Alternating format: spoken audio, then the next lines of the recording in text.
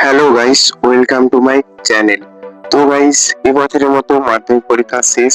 আমারও এক্সাম শেষ, মানে আমি মাধ্যমিক দিচ্ছিলাম। তো গাইস, বলেছিলাম পরীক্ষা শেষ হওয়ার পরে কিছুটা ভিডিও বানিয়ে তোমাকে দেখাবো কেমন ভিউটা সেখানে, কিন্তু সেটা কিছুটা কারণের জন্য সম্ভব হলো না। তার জন্য আমি ক্ষমাকৃত। তো গাইস, আমার লাইফ সায়েন্স পরীক্ষা কেমন হলো সেটা তো জানতে চাই না, আমি বলে দিচ্ছি।